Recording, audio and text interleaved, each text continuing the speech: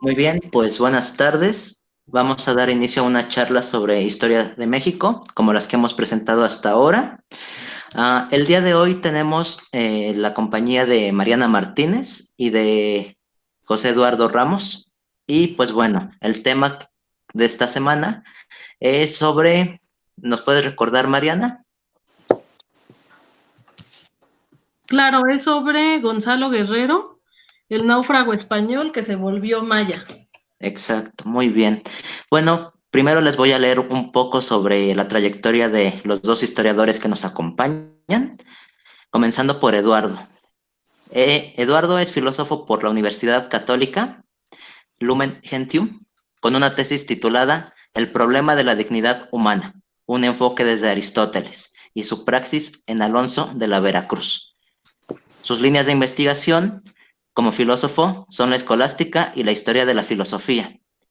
Cuenta con un diplomado en arte sacro contemporáneo por la Universidad de Monterrey y la Universidad Pontificia Gregoriana. Realizó un diplomado en humanidades por la SEP y el Instituto de la Arquidiócesis de Monterrey. Actualmente es pasante de la licenciatura en Historia por parte de la Facultad de Filosofía y Letras de la UNAM, realizando una investigación titulada La santidad tangible, la hagiografía como problema histórico en los santos de la plena Edad Media. Sus líneas de interés como historiador son historia de la Iglesia, Edad Media e historia de las religiones. Y bueno, por parte de Mariana, Mariana es egresada de la licenciatura en Historia por la Facultad de Filosofía y Letras de la UNAM. Sus intereses de investigación dentro del quehacer histórico se centran en la literatura como fuente para la historia, como un espacio, como un especial interés en la crónica de comienzos del siglo XX. Ha realizado talleres de la creación literaria y narración oral, entre los que se encuentran Poética de la Crónica de la Ciudad, de los Palacios a la Ciudad, Escritura Creativa impartido por el periodista Eduardo Limón, Literatura del Aterramiento impartido por el escritor Ricardo Chávez Castañeda, Escribir el Cuerpo impartido por los literatos Jorge Comensal y Nuria Gómez, y pues bueno, actualmente trabaja en la organización de Indautor.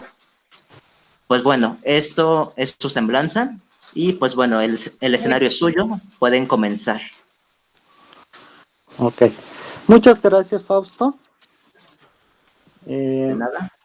Bueno, el tema, como ya decíamos y se venía anunciando, era sobre Gonzalo Guerrero, un personaje de la conquista, poco conocido, poco trabajado. Y entonces, ¿quién es este hombre? Decidimos abordarlo mi colega y yo porque era un personaje poco conocido. Entonces es a partir de ahí que yo les voy a dar una introducción de quién era y de dónde venía. Gonzalo Guerrero es el nombre que tenemos, conocido famosamente por la crónica, por la literatura, pero este hombre era originario de España, de Huelva, nace a finales del siglo XV y viene acá a las expediciones de las Antillas, del descubrimiento de América. Él viene acá para realizar un trabajo como cualquier español de aquel entonces, hidalgo, o mejor dicho, hombres mercenarios, que se contratan al servicio de la corona, pues para tener una mejor vida, para tener algún tipo de riqueza o algún beneficio personal. Este hombre viene hacia acá, no se conoce mucho sobre su biografía, más adelante hablaremos sobre esta situación. ¿Por qué no se conoce? ¿Por qué es que hay carencia de fuentes? Entonces lo que tenemos son, vamos a decir, una especie de mitos, una especie de documentos. Como decíamos, nace en 1480 y entonces él viene en las expediciones para el Darién. El Darién es toda esta zona de Panamá que conecta también con Colombia. Y a final de cuentas, cuando él llega acá, naufraga su nave, y entonces él junto con 10 personas terminan en lo que es la costa de actualmente Yucatán. Se pierden ahí por Jamaica, el paso de las víboras, y entonces es que a partir de ese momento se pierde, llega, y su vida de lo que conocemos o del interés público es en su contacto con la conquista y con la comunidad prehispánica maya. Recordemos que el área maya ya está en un proceso de decadencia, no es una consolidación, son varias naciones que están independientes, que buscan sus propios intereses, y que también para los mayas el contacto español no es lejano, sino que a partir de tiempos atrás, con la invasión de los españoles a Cuba, a Santo Domingo, a la isla de Jamaica, toda esa zona del Caribe y las Antillas, es que ellos ya van a saber un poco más del contacto. A partir de ese contacto y de la llegada de Gonzalo Guerrero, es como vamos a reconocer quién era ese hombre y cuál fue su papel en la historia. ¿Quién fue Gonzalo Guerrero y cómo es que llega a formar parte de los mayas? ¿Qué es lo que nos atañe en esta plática? Para ello nos vamos a ubicar cronológicamente a comienzos del siglo XVI, los albores del siglo XVI. Para ser precisos, en 1511. ¿Qué es lo que ocurría de este lado del charco, de este lado del océano? Para empezar, pues Diego Velázquez ultima la conquista, la colonización de lo que es Cuba, y donde se encuentra pues este personaje, Gonzalo Guerrero. Nos vamos a ir hasta Panamá. Vasco Núñez de Balboa se encuentra asolando lo que comprende el territorio del Istmo de Panamá. Y en su necesidad de dar noticias de lo ocurrido en la conquista del Darién, es entonces cuando recurre al funcionario extremeño Juan de Valdivia y le ordena emprender un viaje con destino a Santo Domingo. Santo Domingo pues está en lo que es actualmente República Dominicana, lo que es la isla La Española para estos momentos. El objetivo de este viaje era rendir informes con destino a Santo Domingo, rendir informes de lo que había ocurrido en el Darién al almirante Diego Colón, sin imaginar que es precisamente en este viaje donde comenzaría la aventura que cambió drásticamente el destino pues de estos hombres. Y atajó Dios los pasos de Valdivia, y a los demás dio a entender las obras que hacía de ser dignas de todo fuego eterno, porque embarcado se hundió con su oro y con sus nuevas en unos bajos que se llaman las víboras. Esta cita es de Fray Bartolomé de las Casas, de su texto intitulado Descubrimiento del Mar Pacífico, donde habla de manera somera del naufragio de Valdivia y sus hombres, pues a la altura de Jamaica. Sobre el naufragio, el franciscano Fray Diego de Landa nos menciona en su relación de las cosas de Yucatán, escrito alrededor de 1566, que las corrientes marinas desviaron la carabela a la altura de la isla de Jamaica, donde tras la pérdida de la embarcación durante una tormenta, solo 10 marinos logran llegar a tierra y salvarse. Al resto, llegan a tierra firme en un batel. Un batel es una embarcación pequeña, pero al resto pues se los lleva el hambre y el agotamiento. Llegando ya a la península de Yucatán, Juan de Valdivia y los sobrevivientes del naufragio, entre los que se encontraban los marinos Jerónimo de Aguilar y Gonzalo Guerrero, tienen un primer contacto con indígenas mayas de la zona, para ser precisos, con la tribu de los Cocomes. El impacto de encontrarse con gente tan diferente debió de haber sido bastante dramático para ambas partes, sobre todo por lo que leemos en las crónicas, ¿no? Que se dice que los Cocomes fueron bastante violentos con los extranjeros.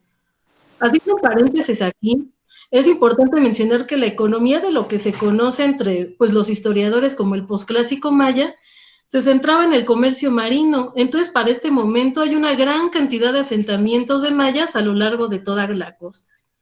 Pues esto le da un sentido que los hayan encontrado inmediato a su llegada. Pero, ¿qué es lo que sucede en este encuentro entre mayas y Valdivia y sus hombres? Sobre esto sabemos gracias a las distintas versiones que nos ofrecen los cronistas de la conquista. En primer lugar, pues tenemos a Francisco López de Gómara. López de Gómara, quien fuera capellán de Cortés en Alcalá de Henares. Es importante mencionar que López de Gómara nunca viaja a las Indias. Él construye su relato a partir de lo que escucha, de lo que le platica el mismo Cortés. Sin embargo, es de su crónica, intitulada Historia de la Conquista de México, de donde más se han extraído algunos datos para esbozar un perfil histórico de este personaje.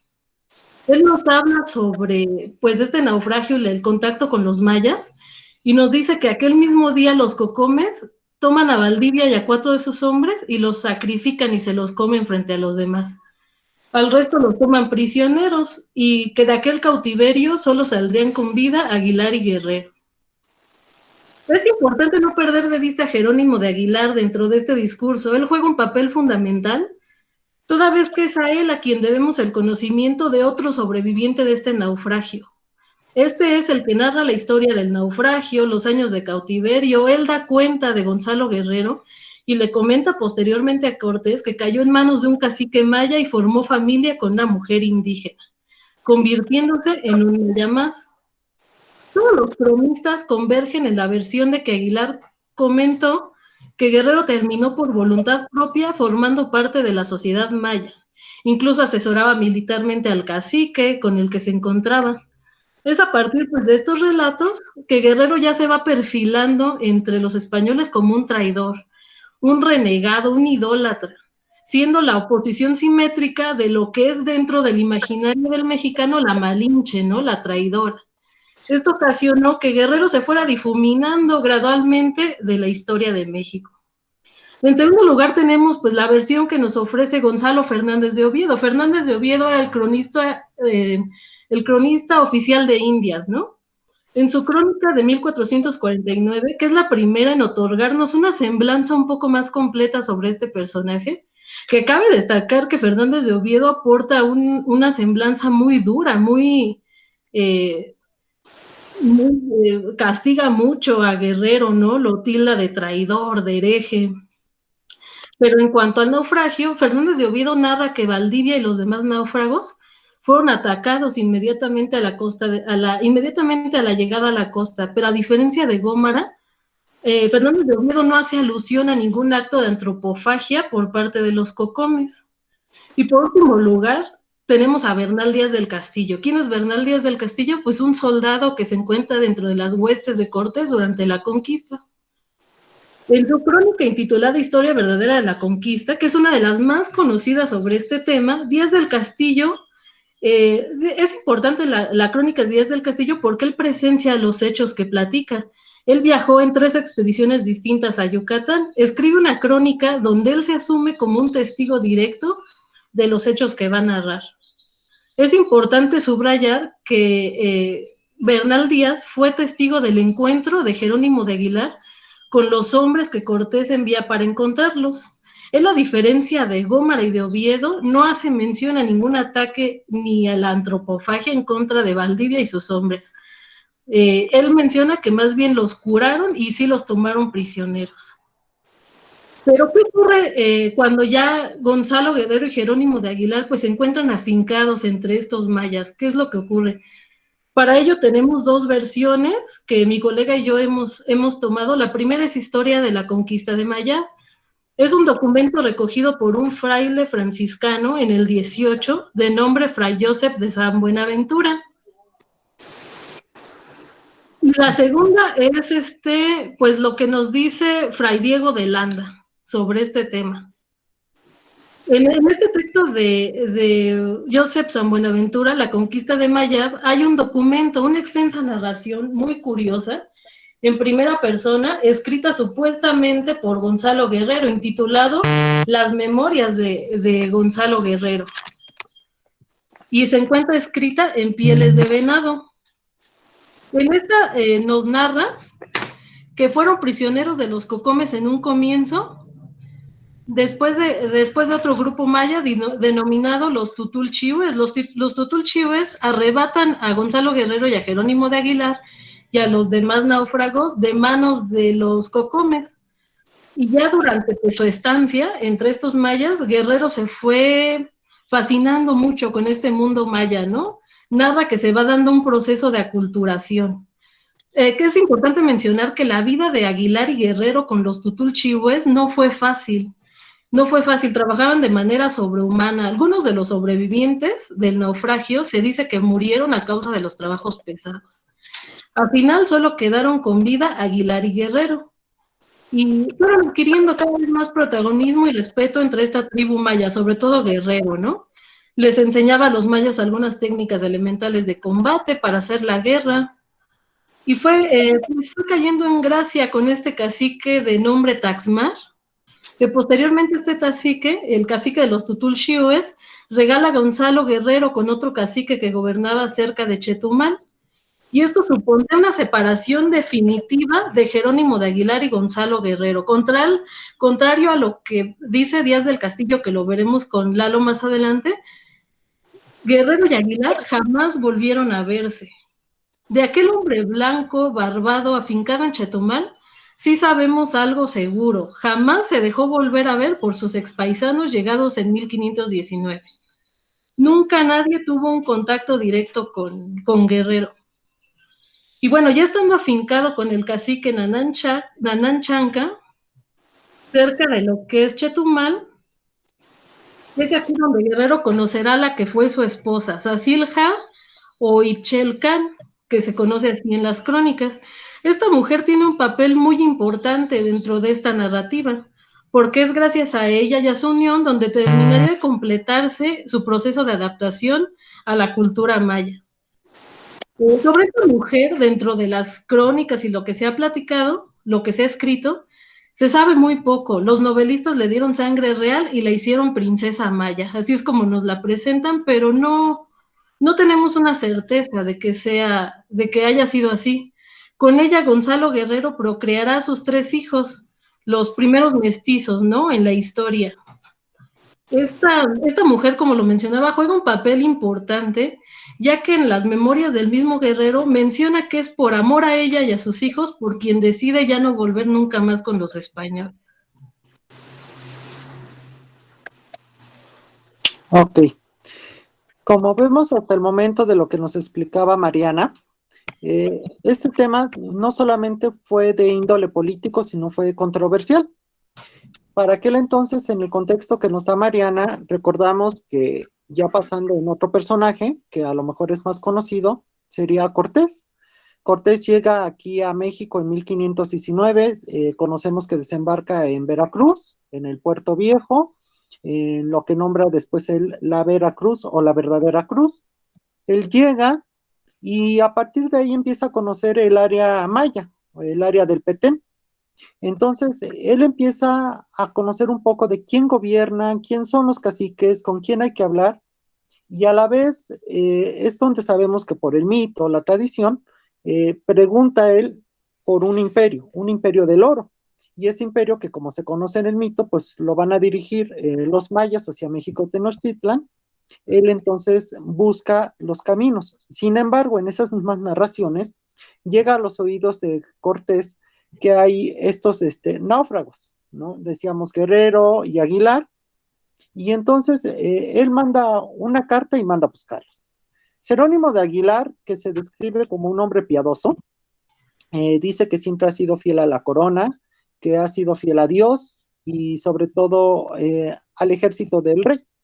Entonces él acepta ser recuperado o rescatado por Cortés, y sin embargo, Gonzalo Guerrero es aquel hombre que rechaza la propuesta.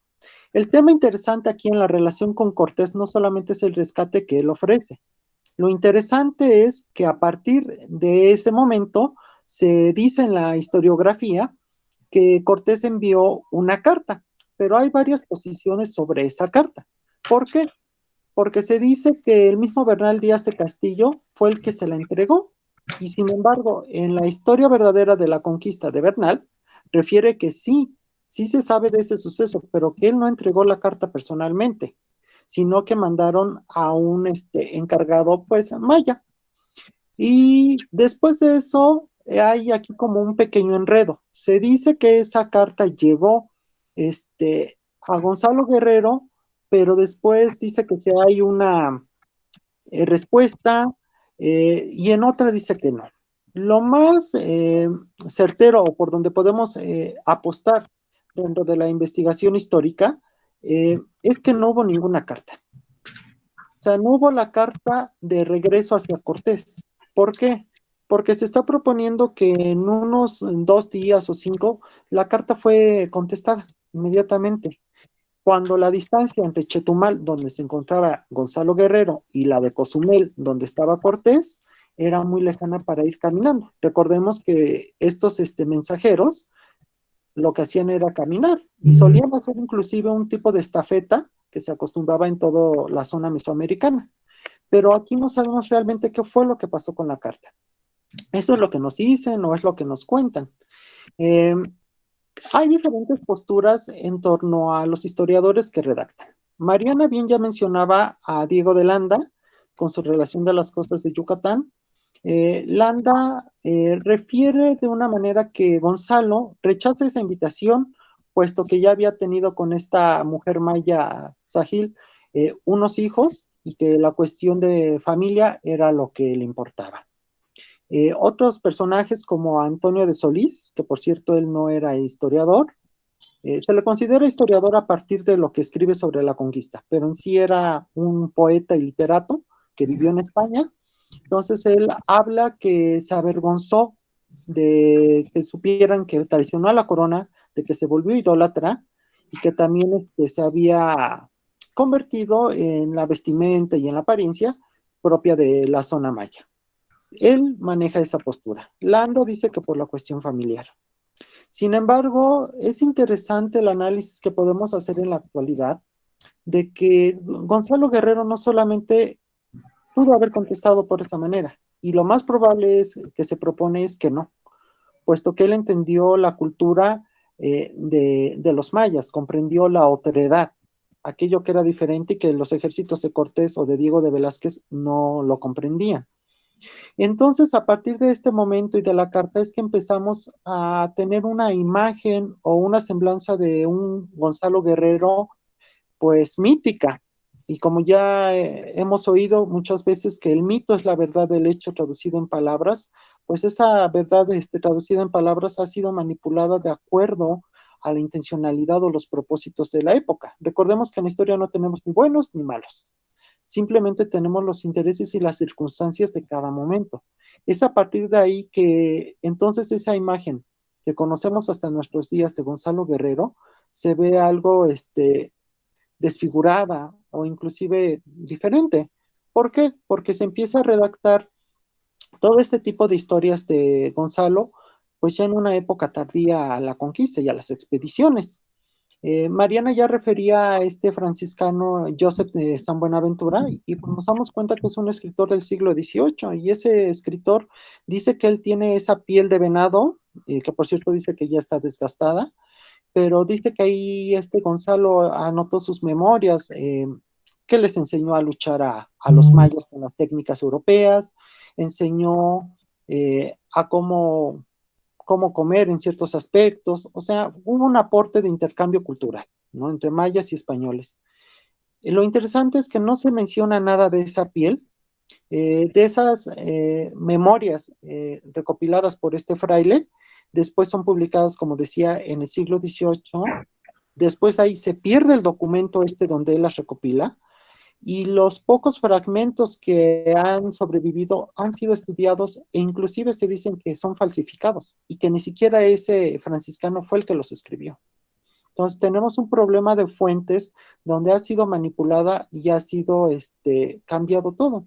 Pues no podemos decir que ni el escrito de Fray Joseph es el original de su mano, y mucho menos sabemos si esos memoriales de Gonzalo Guerrero, que se hace alusión a una piel, también sea verdadero a él. O sea, no sabemos nada. Lo interesante es que esta carta con Cortés, de la que estamos hablando, tampoco hay una respuesta, no se conoce la carta que mandó Cortés. Cortés llega a hacer una mención en sus cartas de relación sobre el tema, pero después no hay tampoco algo concreto, es decir, sí, yo la mandé, me respondió esto, no, tampoco. Entonces es ahí que el personaje se pierde.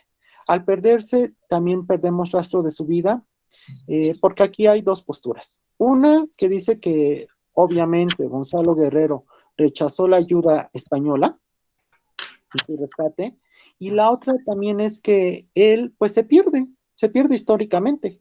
Y a partir de que se pierde históricamente, es entonces que tenemos aquí el problema, porque o podemos suponer que él huyó a lo que es las Cibueras, actuales de Honduras y Centroamérica, y la otra es que ahí mismo en esa invasión de las Cibueras y de la expedición que hicieron los conquistadores tiempo después, él luchó con el pueblo maya y muere ahí. Inclusive ha habido varios documentales que ha sacado TV UNAM sobre Gonzalo Guerrero, y ahí se representa eh, que muere él en esa batalla de las Higueras, y sin embargo no tenemos algo certero. Landa medio llega a relacionar un poco, o sea, es muy breve, pero Landa a la vez es de suponer que debió de haber consultado esos memoriales de su cohermano de orden, puesto que Landa, a pesar de ser obispo, seguía siendo un franciscano. Entonces, de ahí fue que se pudo haber obtenido alguna fuente de la piel de otro franciscano, y después ese fray Joseph en el siglo XVIII haya escrito nuevamente sobre el tema, pero no sabemos nada ciertamente. Entonces, aquí es el problema donde Gonzalo Guerrero pasa de ser un hecho histórico real o tangible a un hecho histórico mítico, y conocemos un poco del hombre. Ese hombre se va a reconocer tiempo después, decíamos el siglo XVIII y XIX, y es donde nosotros iremos viendo más adelante por qué es que este hombre pasa hasta el siglo XIX a la historiografía o a los sucesos tanto de España como nación independiente y de la España, pues, de Europa.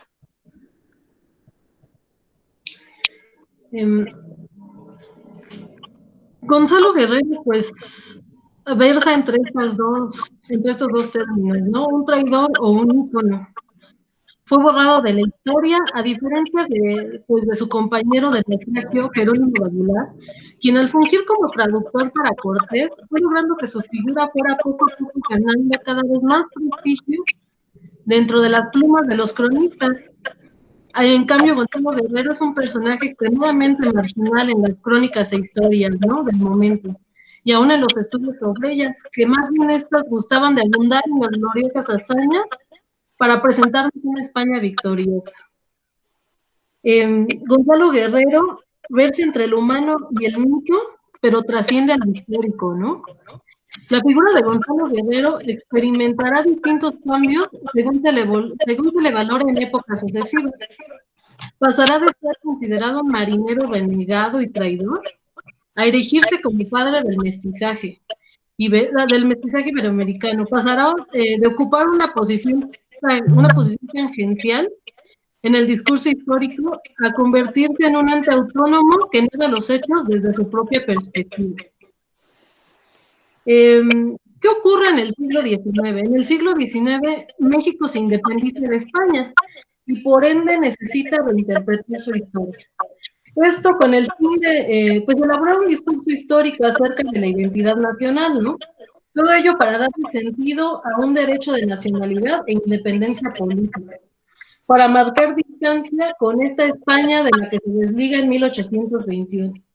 Para ello, entonces, apela a recurrir a elementos del pasado indígena para conformar esta identidad.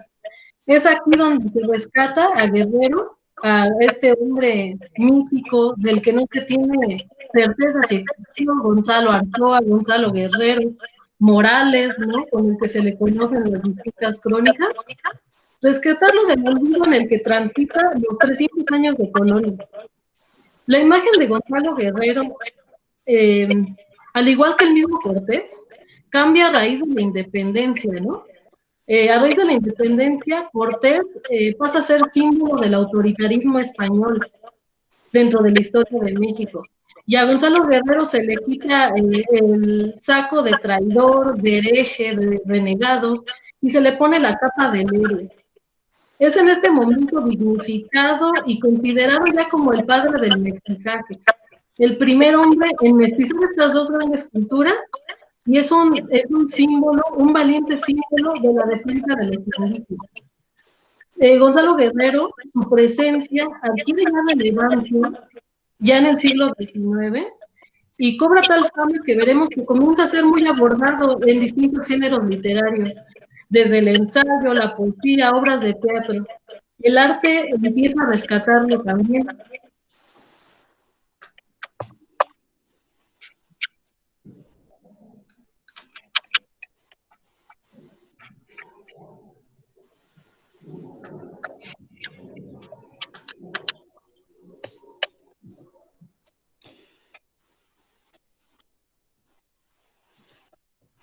Bueno, Como veníamos escuchando con Mariana del siglo XIX, es que se empieza a forjar la identidad nacional, empieza el indigenismo a surgir, la nación mexicana empieza a formar una identidad propia, y sí, ciertamente se toma a Gonzalo Guerrero como pues, el padre del mestizaje, pero hay que recordar que es a partir de este siglo XXI donde se vuelve a repensar la historia y no solamente la historia de tradición positivista, ¿no? Que refleja a los grandes personajes, a los que dejaron alguna hazaña como Cortés, se empieza a recuperar a los personajes secundarios o a aquellos que fueron marginados en su momento por la historiografía y por aquellos que escribieron de su pluma.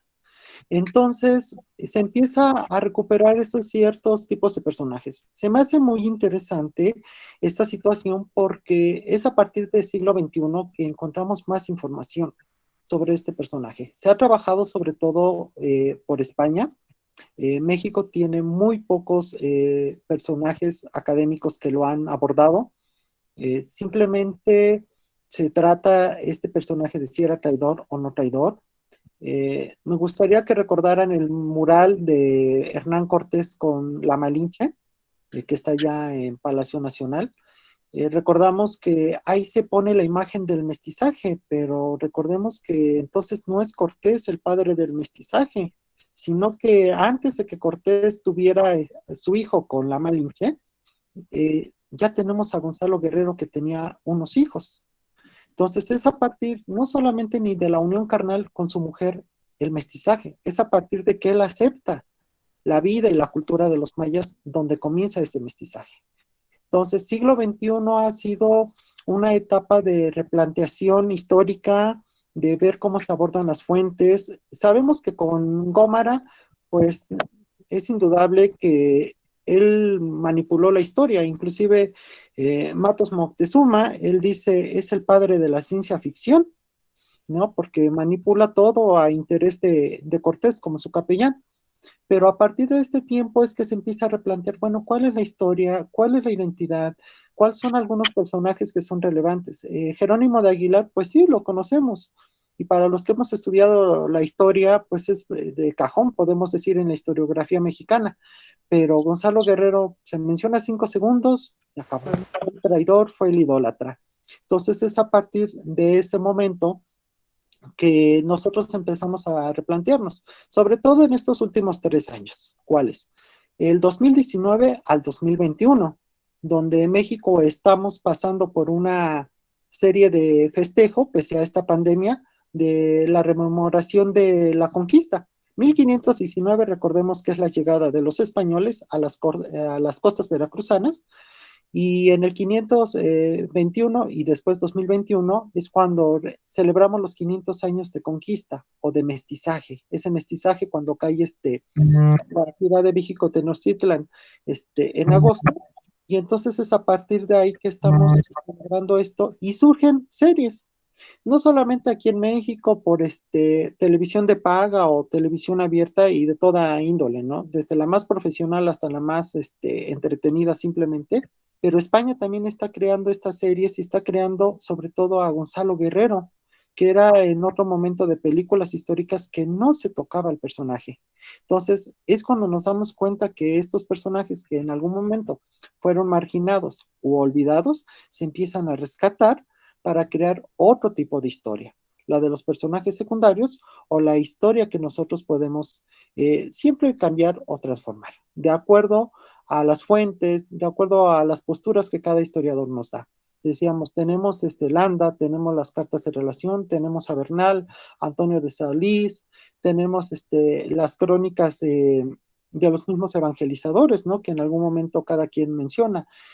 Por ejemplo, Fray Martín de Valencia de los dominicos empieza igual a mencionar, Cruz y Moya también menciona, las casas, ¿no? Que no solamente habla de la destrucción de las Indias ni de la defensa de ellos, sino que empieza a hablar de este tipo de elementos. Inclusive en algún momento dentro de la ética, el mismo Alonso de Veracruz es cuando empieza a cuestionarse sobre ese tema. O sea, ¿qué es el mestizaje? ¿Cuál es la dignidad humana? Ontológica, divina y política. Entonces, a partir de ahí es que Gonzalo Guerrero lo tomamos. Como ven en la presentación, aparece algún monumento de Gonzalo Guerrero, como se le atribuye que era. Entonces, hay uno en Mérida y hay uno allá en Chetumal, que están en las avenidas principales, y a partir de ese momento es donde decimos, bueno, ¿quién es Gonzalo Guerrero?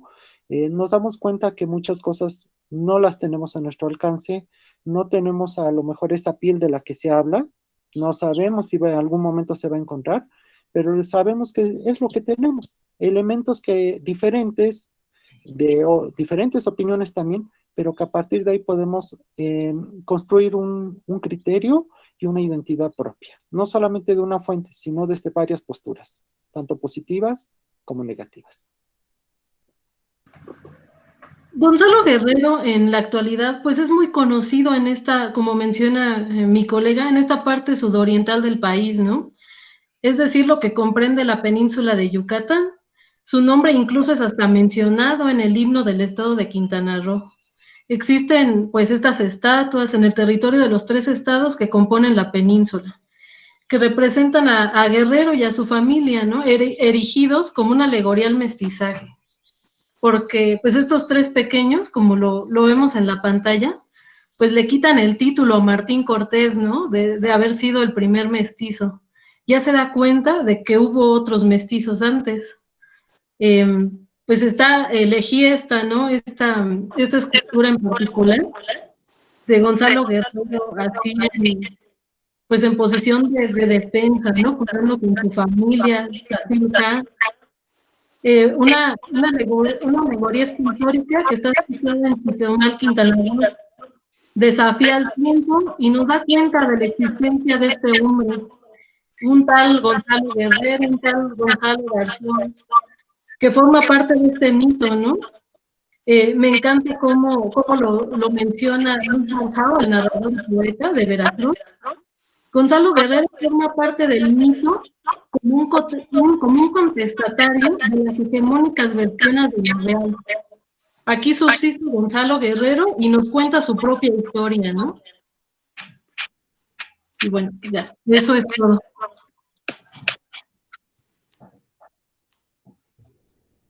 Muchas gracias, Mariana. Muchas gracias, Eduardo. Muy interesante el tema que acaban de mencionar, porque pues muchas veces se trata de un tema que pues no se le da la importancia que debería. Creo yo que, bueno, para empezar, dominan muy bien el tema. Muchas felicitaciones. Les voy a decir un poquito sobre las impresiones que me dio su exposición antes de pasar a la sección de preguntas y respuestas. Invito a los participantes a que aquí en el chat vayan poniendo sus preguntas o vayan pidiendo la palabra y yo los iré asignando para que puedan participar. Bueno, volviendo al tema, pues lo que más me llamó la atención fue el momento en el que se perdió el rastro de este personaje. Justamente porque, pues, tomamos en cuenta que la historia se basa en las fuentes, y no siempre hay fuentes de información, por desgracia. Podemos aventurarnos a sacar conjeturas y decir, no, pues es que este hombre continuó luchando y, no sé, fundó otra ciudad. Podríamos aventurarnos a decir algo así, pero por desgracia no tenemos información. Mucho se menciona que este personaje fundó o creó, por así decirlo, una resistencia, que sí tendría bastante relevancia, porque pues él conocía las técnicas de batalla española y pudo haber asesorado al ejército maya para hacer un ataque más eficiente. Son como pequeñas cosas que como que sí tienen, se les podría dar continuidad, por así decirle, pero no lo tenemos a ciencia cierta. Y algo que me gustó mucho de su ponencia es que no me muestran una sola presentación, ni una sola fuente, sino que se ponen a contrarrestar diferentes fuentes de información, cosa que se hace en la historia, porque por desgracia los libros de texto nos muestran una historia lineal. La historia de México empieza en 1810, por ejemplo, y es una sola línea y ahí se va todo derecho, y todo está muy claro, ¿no? Como si fuera una ciencia exacta, cosa que no lo es. Y eso es algo que les agradezco mucho, porque así el público también se da cuenta de que la historia no está bien definida. Todo se encuentra, por así decirlo, basado en interpretaciones, y si tiene sustento histórico, pues es válido. Y si no tiene sustento, pues lo desechamos. Ahora, yo quiero poner la primera pregunta para ustedes. ¿Ustedes creen que la Malinche y este personaje, este, este español, pueden considerarse como traidores de sus respectivas patrias? ¿Serían equivalentes, sí o no, y por qué? Por favor. Bueno, ciertamente antes de hacer esta ponencia, Mariana y yo ya habíamos hablado de ese tema. Eh, es muy, muy interesante, qué bueno que lo hiciste tú, Fausto. Fíjate que así ha pasado. Pasa que la Malinche siempre se ha catalogado como la traidora, la mujer que vendió a su patria, la mujer que da todo por los españoles, ¿no? Y que a final de cuentas, pues no tiene gran cosa. Termina perdiéndose en el tiempo, inclusive la casa del centro histórico se pierde. O sea, no sabemos a ciencia cierta dónde estaba su casa. Entonces, lo mismo pasa con Gonzalo Guerrero. La Malinche es desde perspectiva mexicana y Gonzalo Guerrero desde los españoles. Sin embargo, creo que más allá de esta idea nacionalista que tenemos, de si hay buenos o malos, es importante recordar a los personajes y su circunstancia, puesto que la Malinche pues no vendió a México Tenochtitlan, vendió pues, lo que ella necesitaba, sobrevivir. Era una mujer letrada, entonces lo que decía al principio, son varias naciones que tenemos en un territorio mexicano, lo vemos igual en el norte del país, que decimos que todos son bárbaros o chichimecas, y pues no, hay naciones, ¿no? Como ya veíamos Casas Grandes, Corredor Zacatecas, todas estas zonas mesoamericanas, y con el español Gonzalo Guerrero, pues con este amigo simplemente sucede otra cosa. Si ya con la Edad Media tenemos una tradición de la reconquista, de un hidalgo que busca hacer fortuna, pero si su patria a Gonzalo Guerrero no le está ofreciendo nada y le está ofreciendo un mejor futuro, la vida maya, pues dice uno agarra la oportunidad de la vida. Igual pasa con la religión. Dicen que renegó, que se volvió idólatra. Pues sí, pero si la religión nada más en aquel entonces buscaba ver qué decías en contra del credo, pues entonces tampoco me está ofreciendo ni la salvación a ciencia cierta, ni la riqueza. Y lo mismo pasó con Cortés. Recibió el nombre de Marqués del Valle de Oaxaca, pero ¿qué pasó? Que toda la riqueza y el reconocimiento de la corona, así como le fue dado, le fue quitado. Y lo mismo va a pasar con Bernal. Pues sí me diste tu corona en algún momento una certera de riqueza, pero por eso va a ser su historia verdadera de la conquista, para tratar a ver de qué manera sus hijos no se quedan desprotegidos ante la corona. Entonces creo que más allá de ser traidores, siempre hay que pensar la persona y sus circunstancias. No sé si Mariana tenga algo que decir. Sí estoy de acuerdo con lo que menciona Lalo sobre pues la visión que tenemos sobre cada uno, ¿no? De Malinche y de Gonzalo Guerrero. Yo creo que dentro del imaginario, pues Gonzalo Guerrero está un poco todavía más romantizado, ¿no? Porque pues Malinche, a final de cuentas, como lo menciona Lalo, pues vendió lo que tenía que vender por subsistencia, ¿no? Y en cambio, a Gonzalo Guerrero lo envuelve una historia de amor fascinante, ¿no? Que pues lo ha revestido a lo largo del tiempo, y es lo que nos han presentado, ¿no? Él se queda con los mayas por esta misteriosa mujer, por haber conocido a Sasimha. Y yo creo que esto como que le da como de un sentido distinto. Ahora bien, partiendo de ello, yo creo que si fue mito, si fue verdad, algo que nos deja Gonzalo Guerrero sobre la mesa, y que es importante que todos desde pues, nuestras individualidades retomemos y lo reconsideremos, es esta enseñanza también muy bonita, ¿no? La aceptación del otro.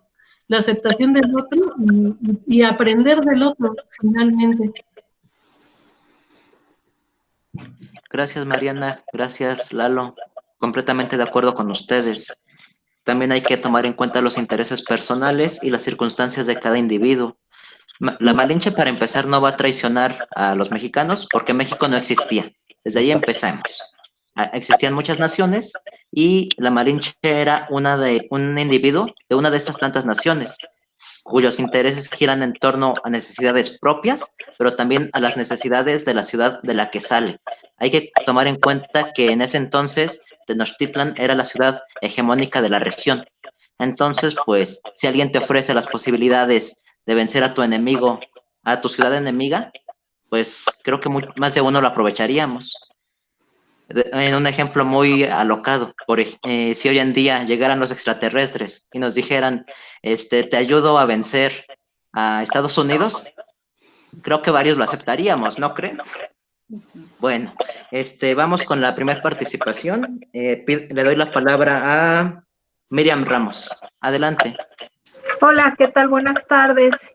Yo no soy historiadora, soy tía de uno de los ponentes y me da gusto ver la participación tanto de Mariana como de Eduardo. La verdad se me hizo algo muy fluido para yo no ser una persona que estudio historia y que mucho menos la comprendo tan perfecto como ustedes, pero se me hizo muy interesante la manera de exponerla y me encantó también ahorita la parte que dijiste, Mariana, sobre la Malinche, ¿no?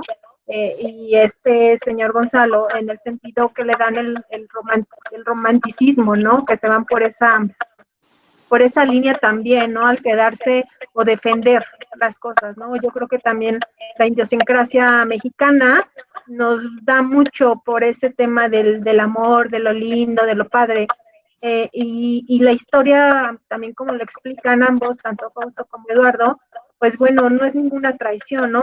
Comparto perfectamente la idea de Fausto de que si nos dicen vencer a Trump los extraterrestres, pues yo creo que ahorita el 70% de los mexicanos decimos, va, me encantó mucho su ponencia y bueno, a mí me gustaría como que terminar de entender una de las cosas que explicaron, que es entonces ahorita, como decir, desmitificar como bueno, de que Cortés pues, hace la primer familia mestiza. Al no tener una documentación como lo platican ustedes basada o que soporte la historia, ustedes ya como historiadores, ¿sí le darían la primicia a Gonzalo de ser el primer creador de familias mestizas y apoyarían que en algún momento esa historia se modificara a lo que hemos venido estudiando los demás?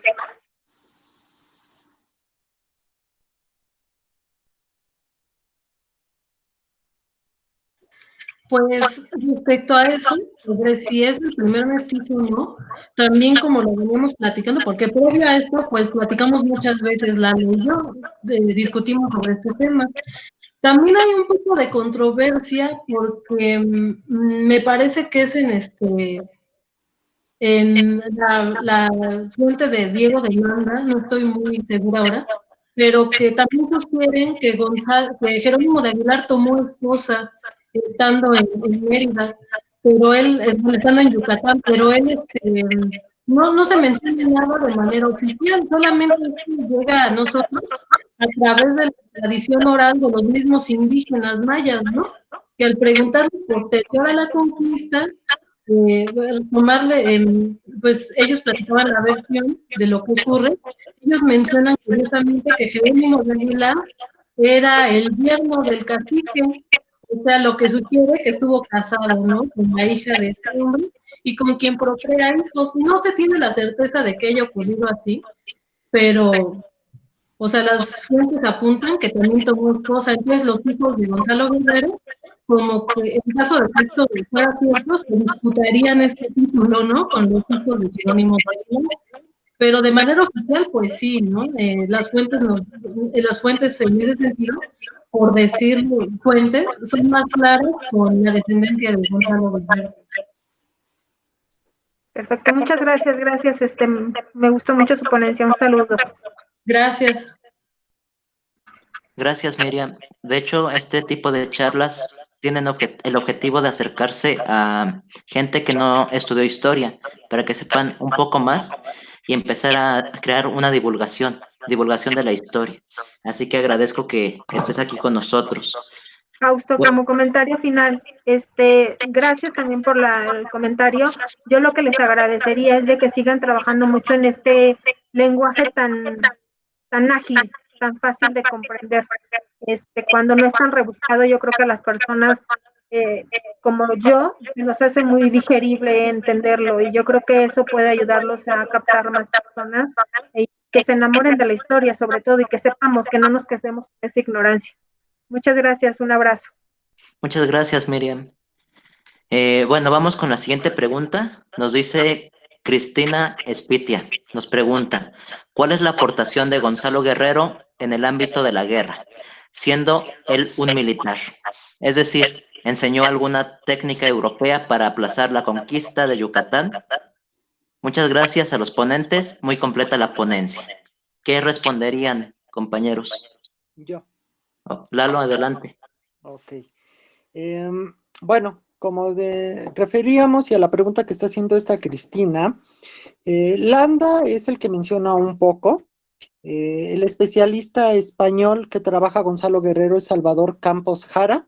Él también habla un poco, y en la serie, o bueno, en el programa que hace con Matos Moctezuma por parte de TV UNAM, refieren esta parte. O sea, no se dice como tal una técnica específica, sin embargo, se dice que ellos luchaban de una manera, como sabemos, por los que sean prehispanistas, algunas técnicas que están representadas en los códices o en los murales, pero él lo que está diciendo es, bueno, les voy a enseñar cómo se hace en Europa, venimos de una nación guerrera, y a partir de ahí lo hacen. Sin embargo, siempre el investigador Salvador Campos nos remarca que pues no contaban con la herramienta necesaria. O sea, pues sí tenían cierta herramienta, la flecha, el dardo, tenían el acatl, por ejemplo, en el altiplano central, pero pues no contaban con el acero de la espada o la armadura. Entonces, eso fue lo que, aunque haya habido una resistencia tiempo después en Centroamérica, pues, al final de cuentas, no podía compararse la protección del hierro de un español con la armadura de los mayas. No sé si quede. Agrego algo para completar esta pregunta. Cuando el salmantino, ¿no? Francisco de Montejo y Alonso de Dávila se embarcan en 1527 con el fin, pues, de conquistar la península y pacificar Yucatán. Brevemente lo comento, Francisco de Montejo tiene una charla con Jerónimo de Aguilar, y le comenta de la existencia de este hombre entre los mayas, ¿no? Y por tercera vez, Francisco de Montejo escribe una misiva, nos platica Diego de Landa, escribe una misiva invitando nuevamente a Gonzalo Guerrero a unirse a las filas españolas, ¿no?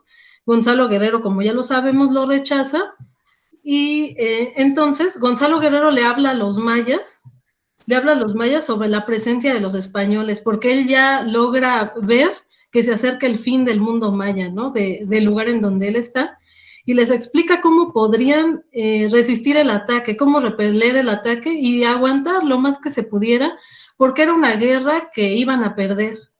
Y entonces lo que llama la atención de los españoles es que estos mayas no le tienen miedo a los caballos, ¿no? Y a las armaduras, como pues ocurría incluso aquí. Les explica que los españoles y los caballos son totalmente mortales. Y entonces, pues estos logran ofrecer una resistencia y vencen a Montejo. Y esto llama mucho la atención, ¿no? Pues como estas estrategias de combate de los mayas que se le han atribuido a las enseñanzas del mismo Guerrero. Gracias, Mariana. Sí, de nada.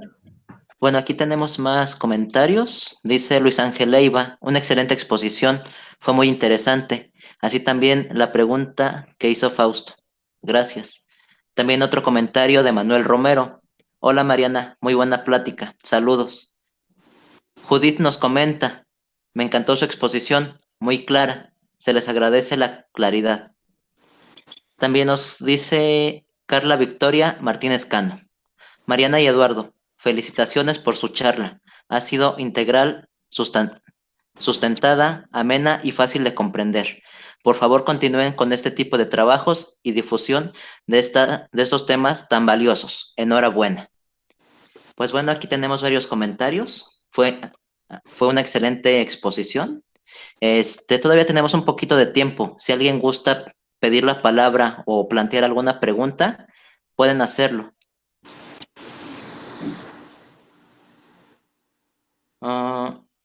Bueno, por lo pronto, en lo que alguien se anima, yo creo también que tarde o temprano pues iban a caer los pueblos mayas y en general cualquier cultura mesoamericana y prehispánica en general, porque pues a final de cuentas Europa estaba en una visión expansionista, en un periodo mercantil del capitalismo, donde lo que se buscaba era expandir territorios, expandir rutas comerciales. Yo creo que era inevitable la caída de las culturas mesoamericanas, más por la superioridad en cuanto a armamento. Difícilmente las culturas mesoamericanas iban a continuar. Hay otro comentario, me parece. Dice Luisa Vázquez. Felicidades, Mariana, y a todos los exponentes. Atentamente, Verónica Hernández. Otro comentario de Renata Olvera. Felicitaciones a los tres. Excelente exposición y manejo del tema. Realmente no tenía el conocimiento al respecto de toda la historia de Gonzalo Guerrero. Igual Jesús Méndez nos dice, ¿qué tal? Quiero hacer una pregunta. Adelante, Jesús. Hola, hola, saludos, pues felicidades, un tema muy interesante. Bueno, pues nos comentan que este personaje es temática de varias crónicas, de algunas pinturas, mencionaron. ¿En dónde más encuentro este personaje? ¿En qué otras expresiones artísticas? No sé, literatura, novelas, no sé, teatro, cine.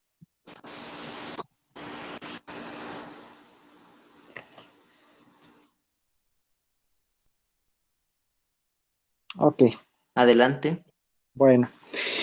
Este personaje, Jesús, como veníamos diciendo, se ha encontrado sobre todo en la actualidad en las series estas que están sacando en conmemoración de la conquista de los 500 años.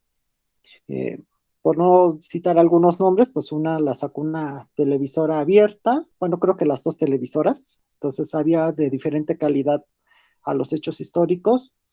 En la literatura podemos ver que se encuentra Antonio de Solís, este personaje habla de él muy despectivo, es todo un argumento tipo crónica, pero yativo. Entonces, ahí es donde lo encontramos. En otra literatura más como tipo ciencia ficción, no lo hay como tal. Apenas sobre este tema que estaba buscando yo, eh, no logré ver la fuente o el autor. Se han estado haciendo varios dibujos y unas acuarelas sobre Gonzalo Guerrero. No obstante, no logré encontrar la fuente, solamente encontré que una imagen de este dibujo, perdón, lo tenía en posesión la UNAM. No vi en dónde pertenecía el de la biblioteca, si estaba en algún museo, o sea, no me apareció nada de eso. Simplemente decía que la UNAM lo tenía como que en custodia de algún artista contemporáneo y por mi parte no he podido encontrar otra semejanza o otro nombramiento de Gonzalo Guerrero en algún ámbito más. Sería muy interesante hacer esta representación de obra pues en algún teatro o inclusive en Twitter. Por ejemplo, en Twitter encontramos a no sé quién es el creador, pero hablan de un muro de Bernal Díaz del Castillo y también tiene un dibujo y él habla en primera persona, pero de Gonzalo Guerrero no ha aparecido. Es sobre todo ya entrado el siglo XX, donde vemos aparecer, sobre todo en la segunda mitad del siglo XX, distintas novelas, como menciona Lalo, más de ficción, donde se toca este tema, ¿no? Títulos como 8 años entre salvajes, Nicteja, Lirio de Agua, una obra de teatro sobre Gonzalo Guerrero, Mestizaje, Cruz de Relámpagos, es cuando se empieza a ver más su presencia, ¿no? Yo creo que también, pues mucho de ello tiene que ver esta corriente del revisionismo histórico, ¿no? Reivindicar a todos estos personajes que la historia los castigó y los condena al olvido. Sí. Gracias, Mariana. ¿Crees que puedas poner esos títulos aquí en el chat por si a alguien le interesan, por favor. Bueno, con esta pregunta terminamos la sección de preguntas y antes de cerrar sesión, les vamos a hablar un poquito de lo que nos espera la semana que viene. Karen, ¿estás por aquí? ¿Puedes hablar? Hola, sí, aquí estoy. No sé si me escuchan. Sí, te escuchamos. Adelante. Ahora, bueno, muchas gracias por la invitación y felicidades a los ponentes. La verdad es un tema bastante interesante y que resulta muy controversial, ¿no? En este asunto de la historiografía. Bueno, la próxima semana he recibido la invitación para hablarles sobre la afrodescendencia en la historia de México. Nos vamos a centrar en la danza de diablos de la Costa Chica de Guerrero y vamos a ver a través de ella cómo justamente la integración cultural mexicana y afrodescendiente pues han hecho todo un proceso de larga duración y pues la trascendencia histórica que tiene, ¿no? Resultará, bueno, un tema bastante interesante porque lo veremos a través de la indumentaria, de la danza, desde su música y bueno, sobre todo el origen de la esclavitud africana, ¿no? Comprender estos procesos de colonización y conquista que no solamente son europeos e indígenas, sino que también está esta popular tercera raíz que es un grupo muy importante para todo este proceso cultural del siglo XVI a la fecha.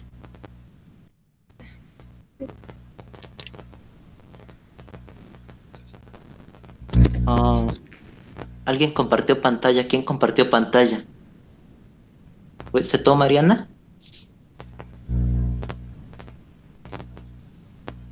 Creo que hay unas fallas Sí, técnicas sí, por allí. compartir. Disculpen, es que no pude adjuntar la imagen.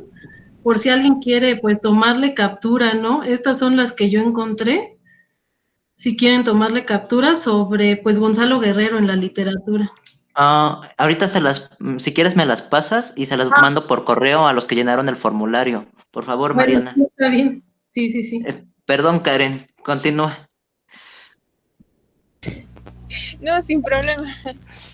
Bueno, les comentaba, justamente vamos a hablar de estos temas de la afrodescendencia en la historia de México, con procesos de larga duración desde la historia cultural a través de la danza, ¿no? La danza siempre representa un problema metodológico porque a diferencia de personajes como el que acabamos de ver, pues dejan cierta huella, ¿no? A través de la historiografía porque se escribe sobre ellos, ¿no? En cambio de la danza, pues siempre resulta un tanto complicado porque lo que se escribe es algo visual, ¿no? A través de la imaginación y demás, pero afortunadamente la danza de diablos pues sigue llegando hasta nuestros días en diferentes culturales, ¿no? Sobre todo de este ámbito oaxaqueño, ¿no? Que podemos ver en diferentes partes del país, inclusive la guelaguetza, ¿no? Hoy en día. Y también vamos a ver pues esta parte de que no todas las danzas son iguales, ¿no? Sino que hay una diferencia bastante importante entre danzas de guerrero, de diablo, y las danzas que se presentan en Oaxaca. Pero bueno, todo esto lo vamos a ver la próxima semana. Sin duda debe ser un tema muy interesante, Karen. Pues aquí estaremos la semana que viene. Los invito a todos los que hoy estuvieron, pues a continuar con estas charlas. Son gratuitas y pues nos estamos reuniendo cada semana. Ojalá puedan acompañarnos. Y pues bueno, agradezco a los que estuvieron el día de hoy y pues por correo les estaré mandando la grabación de la sesión de hoy y también invitaciones para próximas charlas. Si alguien más gusta, pues, recibir o participar en estas sesiones, pues pueden contactarme y les agendamos una fecha para exponer algún tema.